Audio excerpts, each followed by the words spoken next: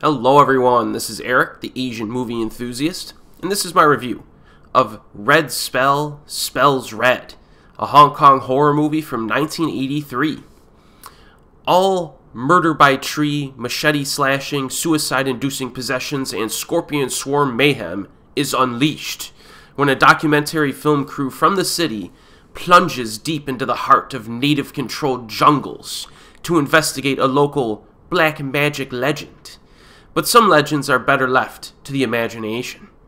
The longer the crew spends in the jungle, the more apparent it becomes that one beautiful member among them has been afflicted by a deadly curse that causes all those around her to die in horrific ways, including death by scorpions.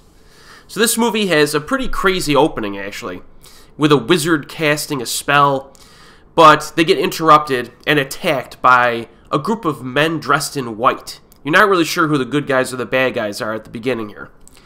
The sound design is bizarre in this scene because the wizard screams with like this weird distortion in their voice, and this distorted voice effect returns later on, by the way.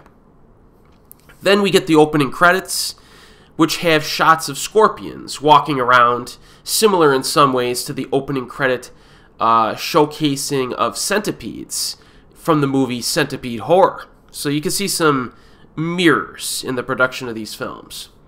In any case, it's soon revealed that the wizard was a red dwarf sorcerer who was doing all kinds of evil acts, and the dudes in white were actually the good guys. Unfortunately, for our main protagonists, the dwarf curse may still be alive, and this documentary crew does not have much respect for this curse while they're researching it, so that could be their downfall.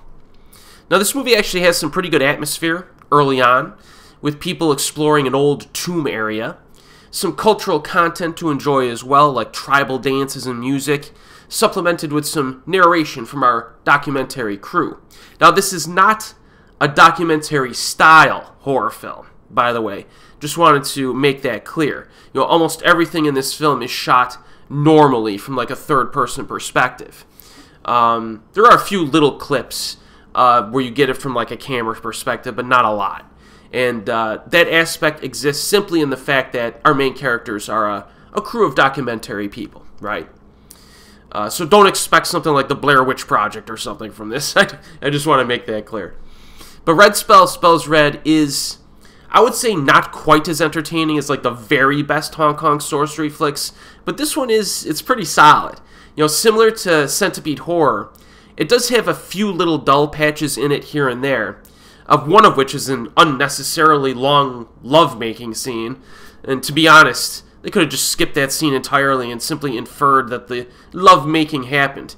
But these movies do tend to have some nudity splashed in, so that's fine. It's just usually it's more entertaining than the lovemaking scene in this film. Usually they're a little bit more bizarre or, I don't know, unintentionally funny.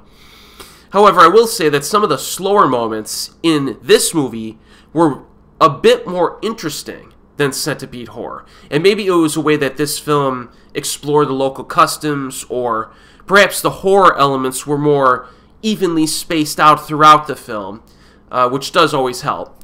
But ultimately, I think Red Spell Spells Red was able to hold my attention a little bit better than Centipede Horror did. Now, this does have its fair share of bizarre scenes involving spell casting, death traps, body ailments, you know. I've already talked about the opening scene a little bit, but there's another scene where a death occurs in a stream of water, and the way it happens is pretty surprising, I would say. There's some cool wizard spellcasting shenanigans, of course, and that's one of the unique aspects of a film like this, a Hong Kong film from the 80s or even the 70s, is, you know, you get some wizards who throw down in a spellcasting duel. It's something you don't see that often in movies of this kind, right? Another highlight is an elaborate poltergeist-like scene involving objects in a room that I won't spoil. And there's some other good stuff too. But the horror aspects in this film do satisfy.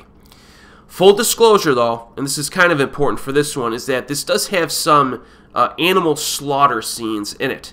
some pigs, chickens, and scorpions, I think, from memory. And for the purposes of comparison, the animal cruelty version on the Error 4444 Blu-ray set is a full 3 minutes longer than the cruelty-free version they put on the Blu-ray. So if you if you watch the uncut version, it's going to be 3 full minutes around of some dodgy animal scenes here. It doesn't seem like a lot on its surface, but for the purposes of comparison, that's 3 times as much as there was in Centipede Horror, because that only had a 1 minute difference between those 2 cuts on the Blu-ray. So it's just something to keep in mind. If it's something that really bothers you, you may want to give this a skip.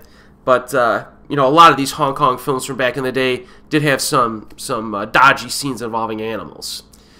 Just to let you know. But I do like this movie. I think it's actually a step above Centipede Horror in terms of entertainment value. And I do recommend it if it's something that you think is up your alley. The easiest way to find it is the Region A Blu-ray release, which is, you can either get it alone or in that double set with Centipede Horror. And as always, folks, I'll see you next time.